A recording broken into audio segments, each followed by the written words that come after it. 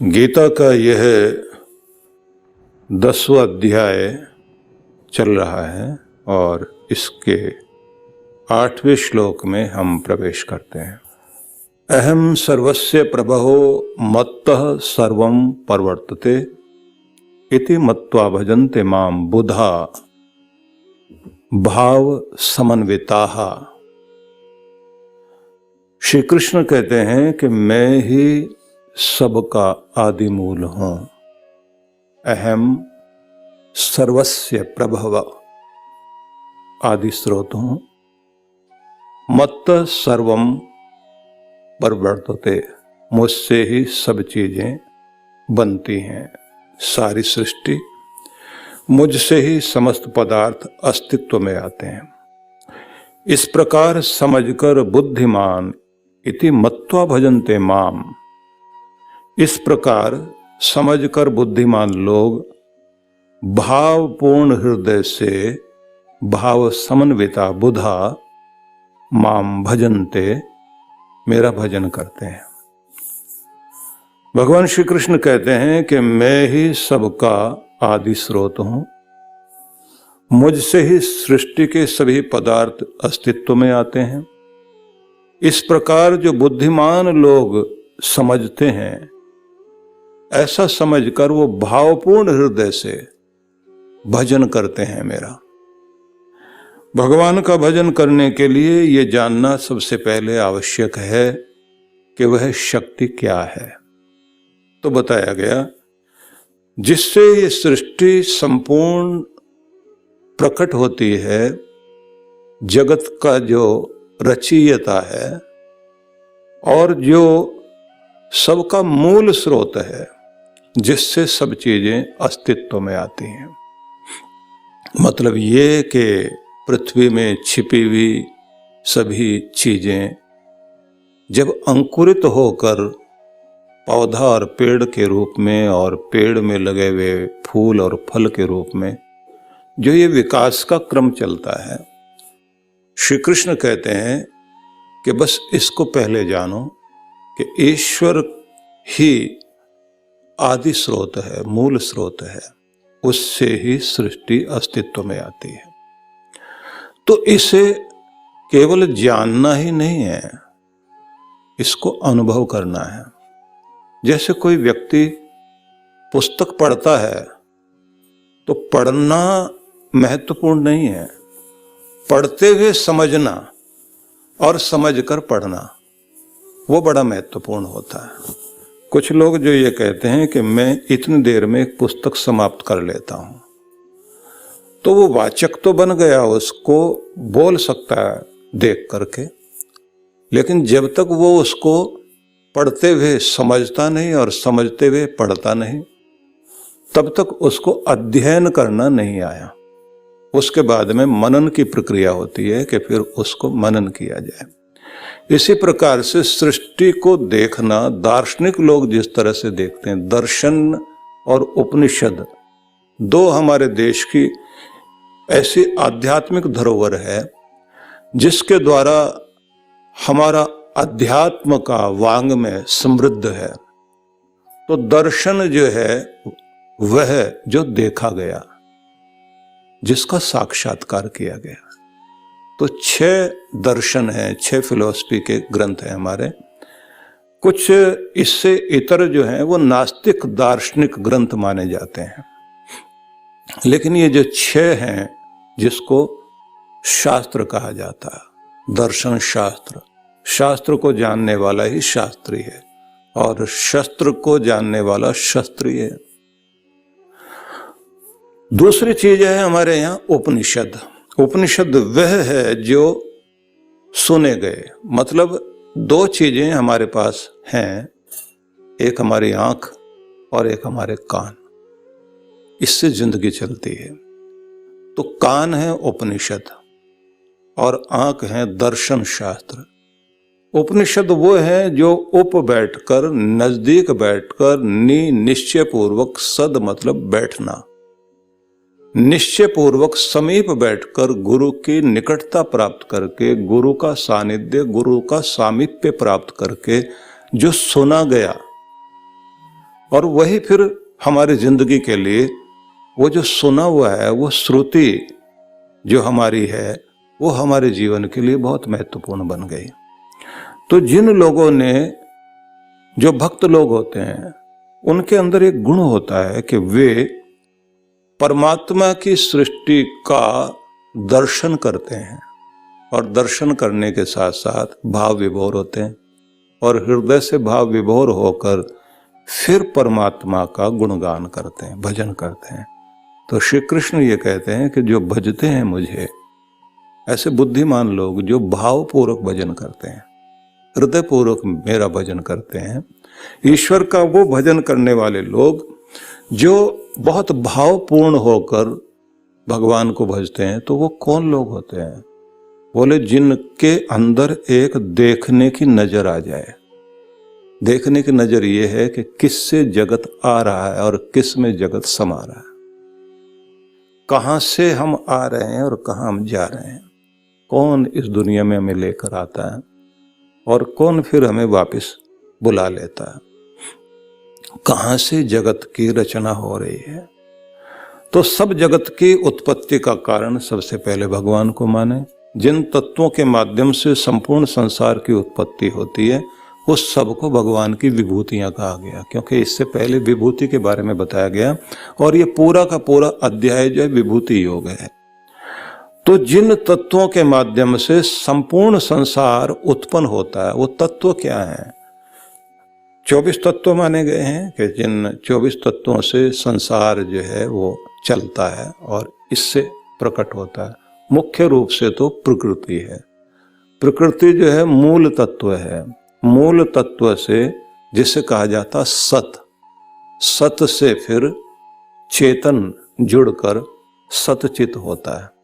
मतलब वह जो चीज अस्तित्व में है, जो इस दुनिया में मौजूद है और सदा रहती है, वह शक्ति कहलाती है सत। प्रकृति का वह मूल रूप जिसे मैटर कहा जाता है। इंग्लिश में जिसको मैटर कहते हैं, उर्दू में उसको मादा, मादा बोलते हैं। जो मादा है, जिसके माध्यम से सृष्टि बनती है।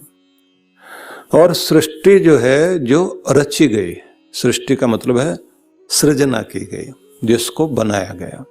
किससे बनाया गया? तो जो मूल तत्व है वो सत, मतलब प्रकृति का जो मूल है। अब इस मूल को भी जानना हो तो थोड़ा और बारीकी में चले जाइए। बारीकी में जाएंगे तो आपको पता लगेगा कि हर एक चीज जैसे घिसते घिसते उसके छोटे छोटे कण बनते जाते हैं, धूल बनती जाती है, धूल की फिर और धूल बने, उसके और कण हो जाएं, उसके और कण हो जाएं, और फिर वो इतने छोटे कण हो जाएं कि वो दिखाई ना दे। तब उसको कहा जाता है कि वो सत अवस्था में पहुंच गई। प्रकृति जो है सत अवस्था में पहुंच गई। प्रकृति जब सत अवस्था में पहुंच जाती है, तब क्या होता है? कहते हैं सूरज भी इसी अवस्था में पहुंच जाता है, पानी भी। गर्म कर दीजिए पानी को, भाप बनाइए, बनाते बनाते आप उस जगह पहुंचा देंगे कि एक कोहरा जैसी स्थिति आ जाएगी। तो इसलिए जो कहते हैं ना, हम एक धुंध से हम आए और एक धुंध में हम जा रहे हैं। तो तब कहते हैं ना सत आसीत न असत आसीत ना सदा सीत, ऐसा एक नास दिए सुप्त वेदों में। और श्री कृष्ण ने इससे पहले ना सतो विद्यते भावो एक श्लोक बोला, तो वो भी वही है कि सत से हम प्रकट हुए, मतलब ये संसार की रचना हुई। तो तीन चीजें दुनिया में रहती हैं, एक जिनसे के लिए संसार बनाया गया, जीवात्माएं। जिससे संसार बनाया गया वह है प्रकृति, जिसके लिए बनाया गया वो जीवात्माएं, जिसने बनाया वो परमात्मा।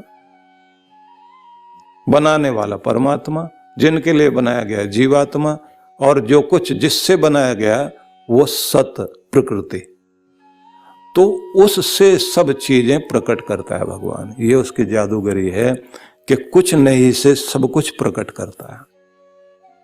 दिखाई नहीं दे रहा होता कुछ भी, सूरज चांद सब। वो कहते हैं ना कि तब क्या था बोले चांद नहीं था, सूरज नहीं था, पृथ्वी नहीं थी, जल नहीं था, अग्नि नहीं थी, वायु नहीं था, फिर क्या था? बोले सब तत्व जो है कण कण में एक बहुत छोटे से पार्टिकल में, और पार्टिकल्स जितने भी होते हैं उसको भी आप बहुत छोटे बिंदु में पहुंच जाइए, जिसको बोलते हैं परमाणु।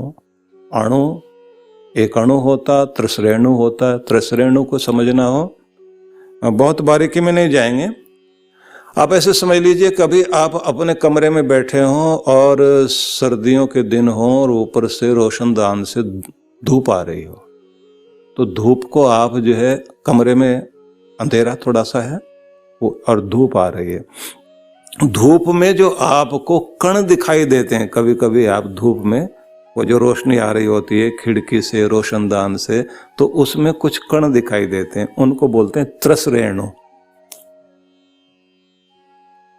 एटम उससे भी एक बहुत छोटी चीज है, उससे भी छोटे परमाणु तत्व हैं। परमाणु तत्व जो हैं जिनको हमारे यहाँ ग्रंथों में कहा गया जिसकी कल्पना से भी जिसके टुकड़े ना किए जा सके, वो परमाणु है।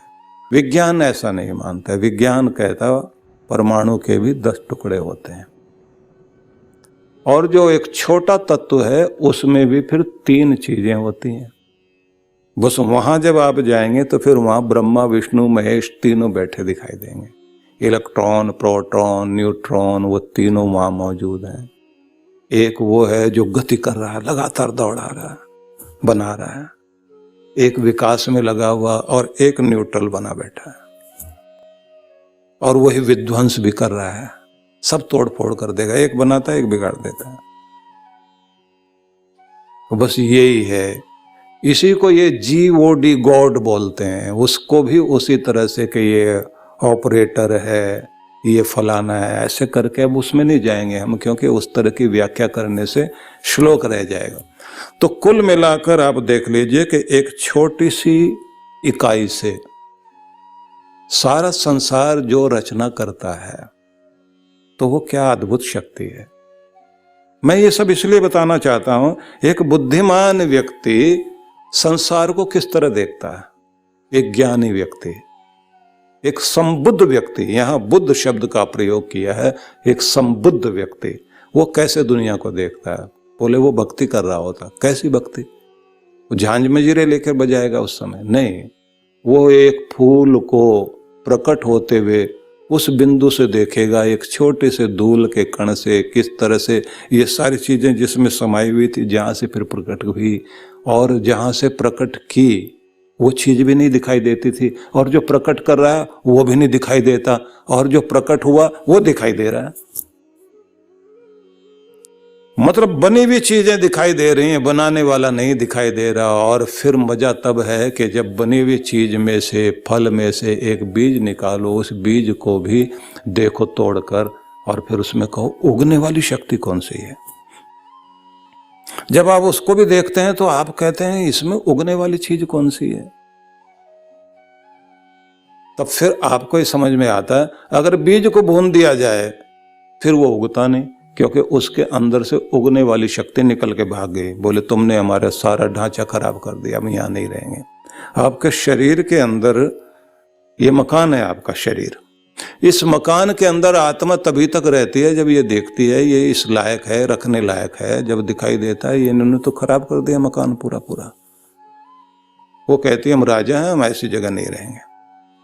फिर भी वो कोशिश करती रहती है थोड़ा ठीक ठाक रहे, टूट फूट होती रहती है। वो अपने सैनिकों को बोलते हैं, ये जितने भी वाइट सेल्स हैं, सफ़ेद कण हैं, इनको कहा जाता है तुम सिपाही बन के काम करते रहो, कहीं भी चोट लग जाएगी तो वो सारे सिपाही जाके वहाँ जो है ना चारों तरफ घेरा डाल लेते हैं, और सघन रूप में डाल लेते हैं, वहाँ सूजन हो जाती है।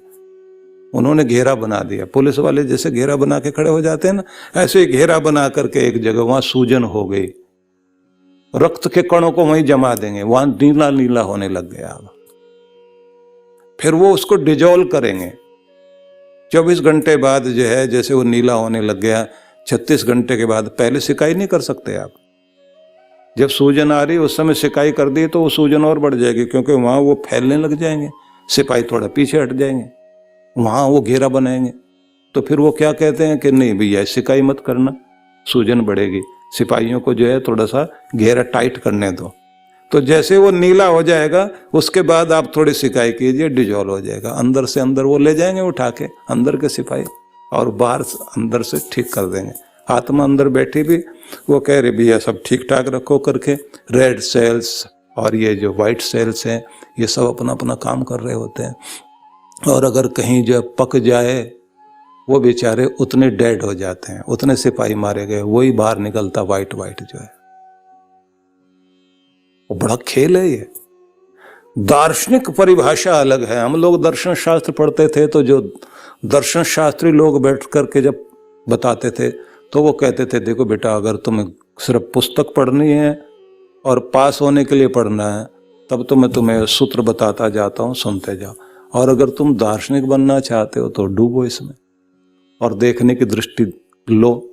तो उसके बाद जैसे उन्होंने वैशेषिक शुरू कराया, वैशेषिक जो है सबसे छोटी क्लास में लगता था, तो वैशेषिक दर्शन में साधर्म और वैधर्म सबसे पहले पढ़ाया गया।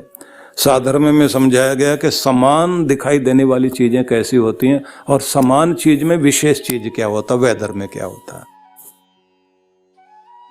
उन्होंने डुबोना शुरू कर दिया। अब आप समझ लीजिए कि अगर आज से हम लोगों ने जो है कितने साल हो गए होंगे उस समय, आप समझ लीजिए कि 40-45 वर्ष पहले पढ़ा हो और वो स्मृति में आता हो, क्योंकि विद्या तो दोहराई जानी चाहिए। और इतने सारी चीजों को दोबारा कैसे दोहराओगे आप।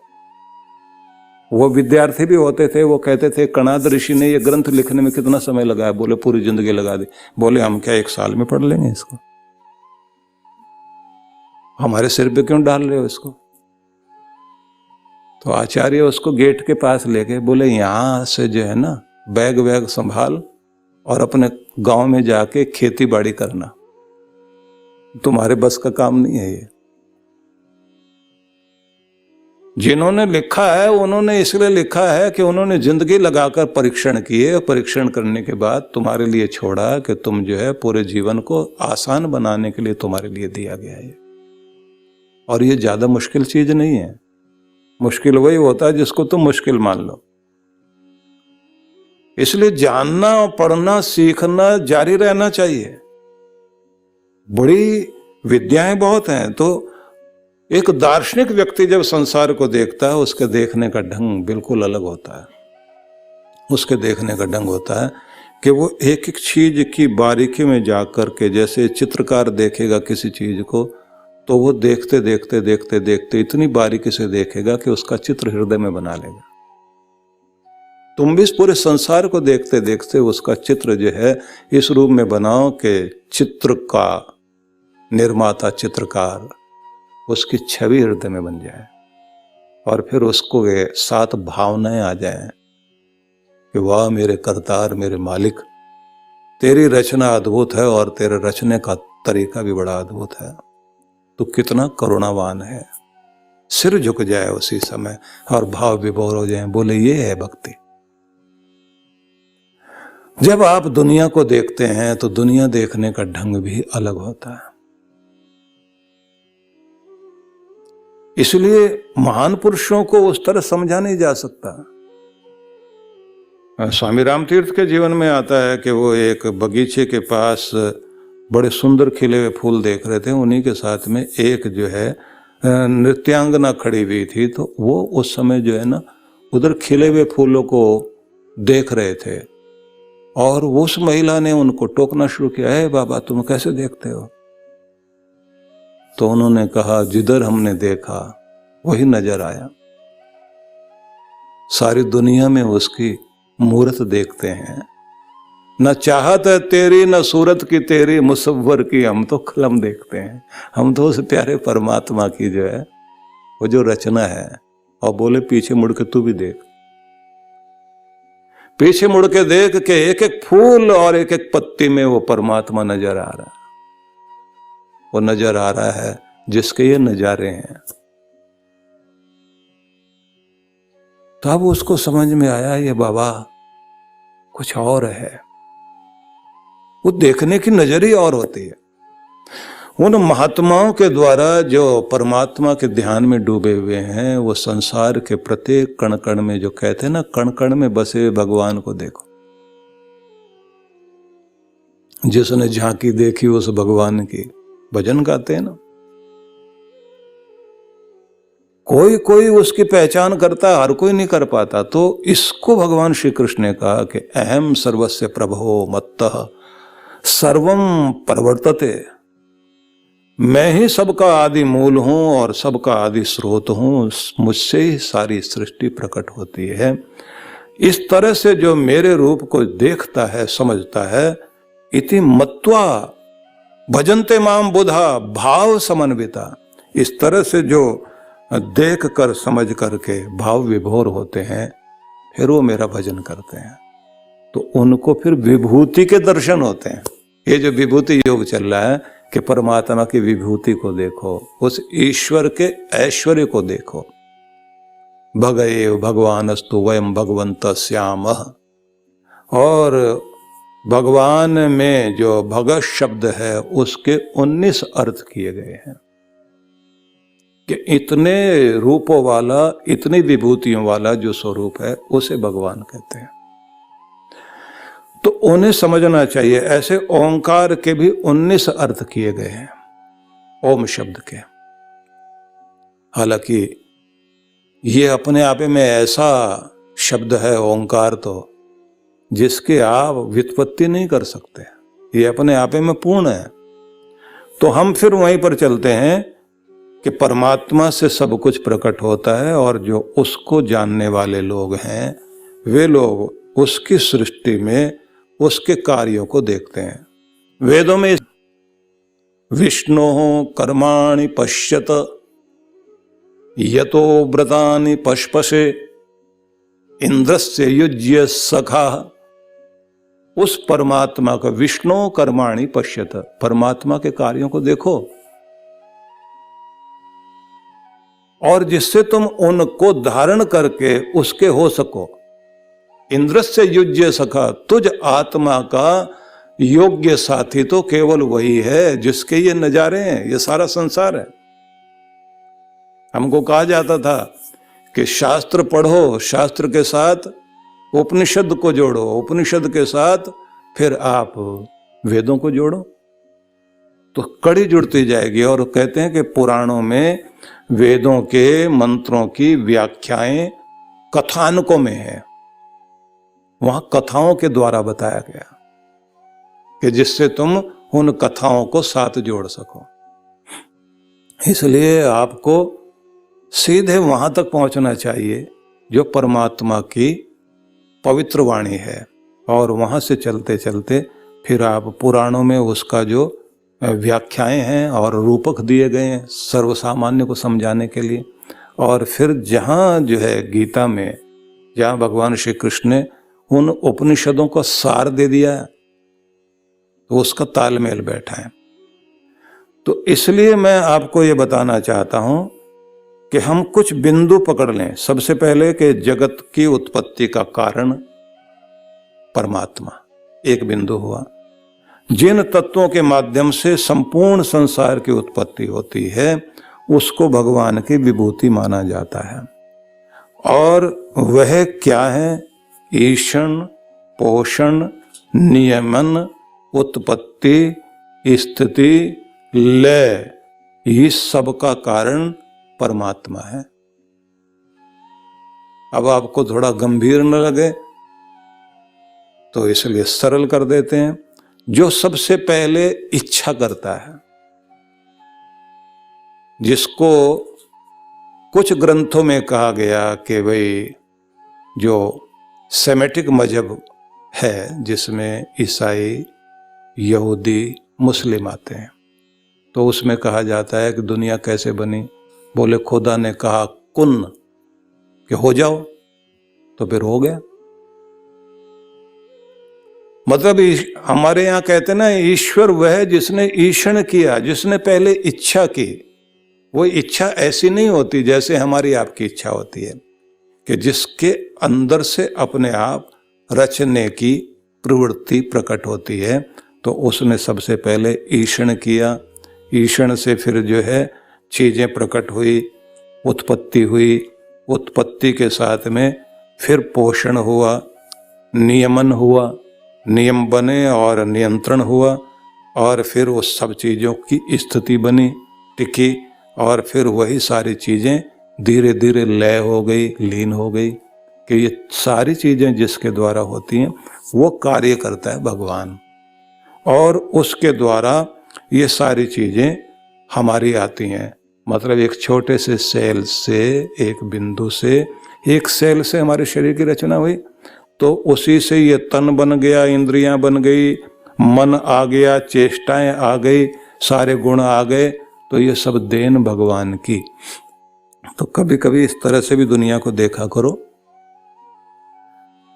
कि पूरे दुनिया में इतने इतने सारे लोग, 760 करोड़ लोग इस समय पृथ्वी पर हैं।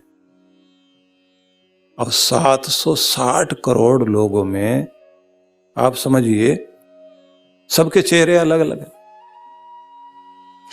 हाइट, स्टाइल, बोलने का तरीका, चलने का, उठने का, बैठने का, चेष्टाएं, भाव भंगिमाएं, मुद्राएं, सब लोगों की अलग अलग हैं। सबके शरीर की स्मेल अलग अलग है, सबके हाथों के फिंगरप्रिंट्स सबके अलग अलग हैं, सबकी दाढ़ और जो है ये कॉर्निया आंखों का ये सब अलग अलग है, सबके स्वर अलग अलग हैं। दूसरों जैसी नकल करके आवाज आप निकाल सकते हो बहू वैसी लगेगी, लेकिन तब भी वैसी नहीं होती। इतनी विभिन्नता, इतनी विविधता जिस परमात्मा ने दी वो कितना अद्भुत है। तो जैसे आप इसको देखेंगे तो आपको महसूस होगा कि वो कितना बड़ा है, कितना महान है, जिसकी ये सारी सृष्टि रचना है। ये सारा संसार जिसके द्वारा रचा गया है वो रचयिता कितना अद्भुत है। तो इसी को कहा गया है कि खालिक में खलक, खलक में खालिक, सब रहा समाई, सब घट रहा समाई। तो इसका मतलब यही है कि अजीब रहस्य है कि पूरे खलक में वह खालिक बनाने वाला, पूरी रचना में रचयिता समाया हुआ है। मतलब मजा ये है, बनाने वाले ने बना दिया और बनाने के बाद खुद उसमें छिप के बैठ गए। अब एक चीज समझने की है, क्योंकि जब थोड़ी दार्शनिक बात करने लग गए हैं तो थोड़ा दार्शनिक अंदाज में सरलता से कुछ चीजें कहते हैं जिससे उसके उत्पत्ति की विधि समझ में आती है। मनुष्य की रचना और परमात्मा की रचना में अंतर क्या है? परमात्मा जो भी कुछ बनाएगा वो अंधेरे में रचना करता है, और इंसान जो भी कुछ बनाएगा उसे रोशनी चाहिए। इसलिए अंधेरे में से ही बीज अंकुरित हो रहा है जमीन के अंदर से। अंधेरी कोठरी में ही सब बच्चों का, सब मनुष्यों का जन्म होता है। मतलब हमारे माता के गर्भ में, उस अंधेरी कोठरी में ही इस जीव का, मनुष्य का निर्माण हो रहा होता है। और उसी तरह से हम सब इस दुनिया में आते हैं, और सबसे ज़्यादा सभी के लिए प्यारी और सबसे पवित्र और पूज्य अगर कोई दुनिया में है तो जननी माँ है, जो सबको जन्म देती है, अपनी कोख से जन्म देती है।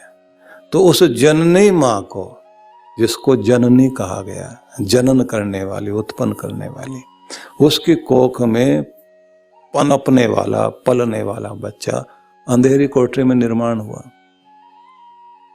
भगवान यही करता है। रोज हम देखते हैं, अभी फूल खिले हुए नहीं है डाली पर, अगले दिन आते हैं तो देखते हैं फूल खिल गए हैं। और रात रात में काम कर देता है। रात रात में सोते सोते आप लोगों के सबके जो है वो सारे जो सेल्स शरीर के टूट फूट हो चुकी होती है, उसकी रात रात में मरम्मत कर दी जाती है। अमेरिका में, यूरोप में आप जाएंगे, वहाँ सड़कें रात में साफ होती हैं। सफाई वफाई वो लोग जो है रात में कर देते हैं। और थोड़ी प्रेरणा ली होगी, ऊपर वाला भी इसी तरह व्यवस्था करता है। आपको थका के सुला देता है, सवेरे सवेरे जब जगाता है तो आपको तैयार कर देता है, कर्म क्षेत्र में जाओ, नए बन जाओ। तो ऐसे अंधेरे अंधेरे में आपका सब काम हो रहा है और आपके अंदर अंदर अंधेरे में इतनी बड़ी फैक्ट्री चल रही है। अंदर कोई रोशनी वोशनी तो दे नहीं रखी भगवान ने, इतनी बड़ी फैक्ट्री चल रही है। एक वैज्ञानिक ने लिखा जितनी बड़ी अंदर जो है प्रोडक्शन चल रही है और काम चल रहा है, इतनी मशीनें, इतना माल बनाने के लिए मशीनें लगाई जाएं तो उसकी आवाज ही इतनी हो जाएगी, 300 किलोमीटर तक तो आवाज जाएगी। और कमाल यह है कि आपके अंदर जो काम चल रहा है, यहां मजा यह है कि कोई आवाज नहीं आ रही, इतना बढ़िया साइलेंसर लगा रखा उसने। हाँ, कभी कभी जो है वो हार्ट वार्ट की आवाज सुनने के लिए डॉक्टर लोग जो है वो अपना आला लगा के ऐसे से यहाँ देखते हैं, कभी हाथों में देखते हैं, कभी कमर के पीछे लगा के ये देखते हैं कफ वफ तो जमा नहीं है, हार्ट बीटिंग ठीक है, पल्स रेट देखेंगे आपके जो है हाथ को पकड़ के यहाँ से चेक करते हैं, गिनते हैं 72 हैं क्या 1 मिनट में, ठीक से चल रहे हैं क्या, इतना ही देखते हैं। और अगर आयुर्वेद वालों को देखेंगे तो 3 उंगलियां लगा करके यहाँ देखते हैं वात पित्त कफ की। वहाँ भी जो है बड़े ढंग से समझाया जाता है कि अगर मोर की तरह चलती है नाड़ी और वो मेंढक की तरह चलती है तब इस तरह से उठेगी नाड़ी के अंदर ये होगा। और वो ये कहते हैं कि किसी व्यक्ति को देखना हो तो नाड़ी से देखो, किसी राष्ट्र को देखना हो तो उसकी नारी से देखो, उनका उत्थान होगा पतन होगा क्या होगा। वो बड़े बड़े अजीब खेल हैं, वैद्यों का अपना तरीका है। तो आप समझ लीजिए कि इतना सब कुछ अंदर चल रहा है, तो परमात्मा की दार्शनिक दृष्टि से जब आप देखोगे तो आपको क्या समझ में आएगा कि परमात्मा कुछ भी बनाएगा अंधेरे में बनाता है और इंसान जो भी कुछ बनाएगा वो उजाले में बनाएगा। अब दूसरी बात देखिए, इंसान जो कुछ बनाएगा उसकी किसी भी रचना में पूर्णता नहीं होती, उसे हर बार नया मॉडल लाना ही पड़ेगा। नए मॉडल का मतलब है कि उसकी मूर्खता है, वो कहता पहले वाला जो बना था थोड़ा कम रह गया था इसलिए इस बार थोड़ा पहले से बेहतर बनाया। उसके लिए इसने एक बढ़िया नाम ढूंढ रखा, न्यू मॉडल। हम उस चक्कर में आ जाते हैं, इसकी पहले वाली चीज बेकार थी, अब इसने थोड़ी सी और सुधार करके लाया है और हम लोग जो है पागल होकर के फिर उसको खरीदने के लिए जाते हैं। उसको ये नहीं डांटते कि तुझे जरूरत क्या पड़ी है दोबारा इसको ठीक करने की, पहले ठीक क्यों नहीं बनाया था। इंसान का पूरे जीवन में कुछ भी चीज बनाएगा तो उसे सुधार करते रहना पड़ेगा, उसको अपने संविधान में भी सुधार करना पड़ता है, उसके नियम जो पूरे नहीं है। आपका भारत का संविधान कितनी बार बदला गया, उसमें से कितने परिवर्तन हुए, कितने संशोधन हुए, चीजें होंगी। आपके अपने नियम कभी भी पूरे नहीं होते, आपकी कोई भी व्यवस्था पूरी नहीं है, आपका कोई सिस्टम पूरा नहीं है, आपके कोई नियम पूरे नहीं है, क्योंकि आप अल्पज्ञ हैं। और परमात्मा कौन है? जो सर्वज्ञ है, जो सब कुछ जानता है। मनुष्य बहुत कुछ जानता है, सब कुछ नहीं जानता, इसलिए हम अल्प में जीते हैं, हम ससीम कहलाते हैं, सीमाओं में जीने वाले लोग, लिमिट में जीने वाले लोग। परमात्मा असीम है, अनलिमिटेड है, वहां लिमिट नहीं हो सकती। जो लिमिट में जिया करता है वो जीव मनुष्य, और जो जिसकी कोई सीमा ही नहीं है, कोई लिमिट ही नहीं है, वो है परमात्मा। तो हमारी कोई भी रचना अपने आप में पूरी नहीं होगी, इसलिए मनुष्य ने हजारों साल लगा दिए। ये इंसान ने जो माचिस की खोज की ना, तो माचिस भी एक दिन में नहीं बन गई इससे, ये सुई भी बनी है इसकी, तो इसको भी सैकड़ों साल लग गए, करते करते करते करते खोज करते करते पहले से बेटर लेके आए। पहले चकमक होती थी आग जलाने के लिए, उससे पहले पत्थर पर पत्थर मार के जलाते थे, चलते चलते माचिस पर आ गए, माचिस से भी आगे बढ़ गए। अब तो आपको एक बटन दबाना पड़ता है और अग्नि जल जाती है। तो ये खोजें मनुष्य की चलती रहेंगी, और खोज जो चल रही है तो ये विकास का क्रम चलता रहेगा, क्योंकि इंसान ने बहुत कुछ खोजना है। और अभी हम जहां बैठे हुए हैं दुनिया की जिस स्थिति में है, अभी तो कुछ भी मस्तिष्क का इतना प्रयोग हुआ नहीं है। आने वाले समय में जैसे अभी गति पर हम लोगों ने नियंत्रण किया कि जल्दी जल्दी आप कहीं दुनिया के कोने तक पहुंच सकते हैं, समाचार जोड़े जा सकते हैं, सारी दुनिया को एक दूसरे के साथ बात करने में सुविधा हो सकती है, हो गई है। एक दूसरे को देख रहे हैं, घर बैठे बिजनेस कर रहे हैं। आपका ऑफिस अब घर में ला दिया गया है।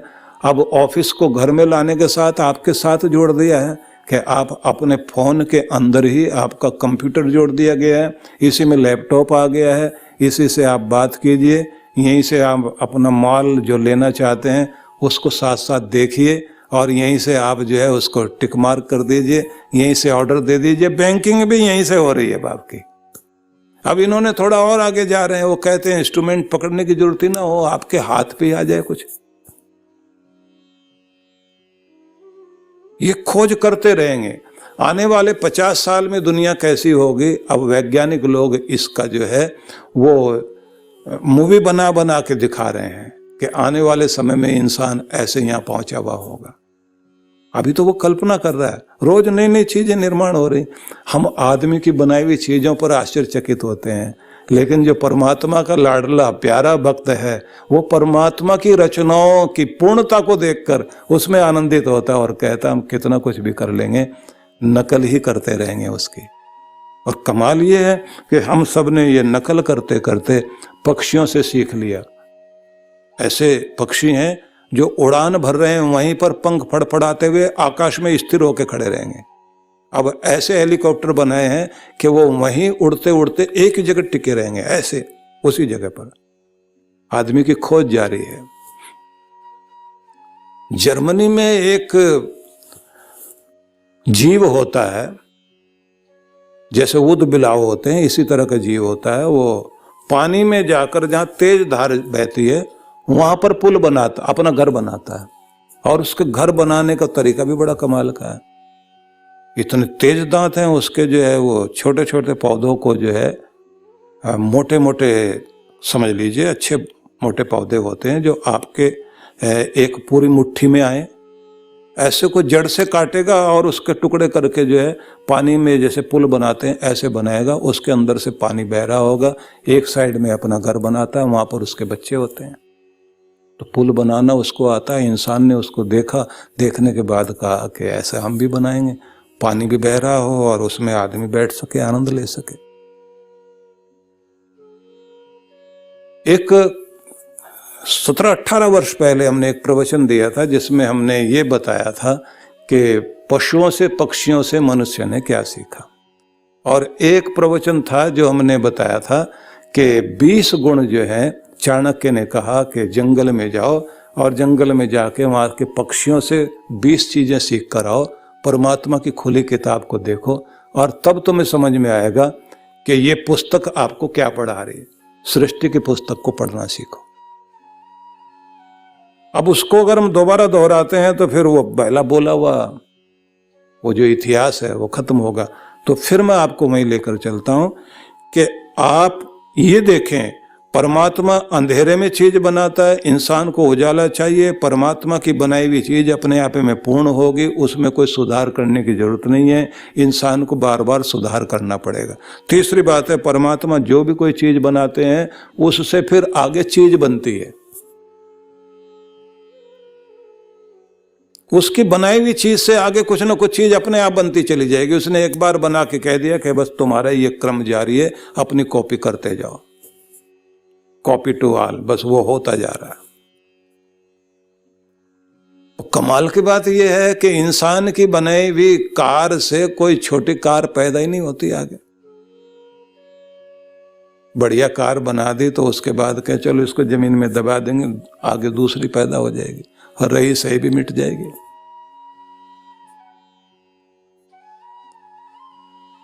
दस ऐसे कारण हैं जिनको आप गिने, जो मैं अपनी दृष्टि से देखता हूं कि दोनों में कितना अंतर है। एक अगली बात और देख लीजिए, क्योंकि इस धारा में बहते हुए थोड़ा आगे बढ़ते हैं। परमात्मा जो चीज बनाता है संपूर्णता में बनाता है और मनुष्य जो भी चीज बनाता है पार्ट्स में बनाता है। इसलिए उसकी गाड़ी भी बनेगी तो पार्ट्स अलग अलग जगह बनेंगे। वो अगर इंसान के शक्ल का कोई रबड़ का ही खिलौना बनाना चाहता है तो उसने भी जो है ऐसे करना पड़ेगा। एक मशीन जो है वो टांगे बना रही होगी, एक बाँह बना रही है, एक से धड़ बन रहा है, एक जगह सिर बन रहा है, फिर इसे जोड़ेंगे, उसको कहते हैं असेंबलिंग करना। फिर वो असेंबलिंग होती है, पार्ट्स जोड़े जाते हैं, उसके अंदर मशीन लगाई जाती है। एक जो है जिसने आँख बनाई वो आँख फिट कर रहा है, फिर एक आएगा वो कलर लगाएगा। अब परमात्मा के यहाँ कलर भी अपने आप हो रहा, पार्ट्स में कोई चीज नहीं बन रही, संपूर्णता में बन रही। ये अंतर दिखाई देता है। ये सब मैं क्यों बता रहा हूँ, आप लोग सोच रहे होंगे, इसलिए बताना चाहता हूँ कि जब भगवान श्री कृष्ण ये कहते हैं कि मुझसे ही सारी चीजें उत्पन्न होती हैं, मेरे से सब प्रकट हो रही हैं, मैं ही आदि स्रोत हूँ, मैं ही मूल हूँ, इसको बुद्धिमान जब देखता है तो भाव विभोर हो जाता है और फिर भजन करने लगता है।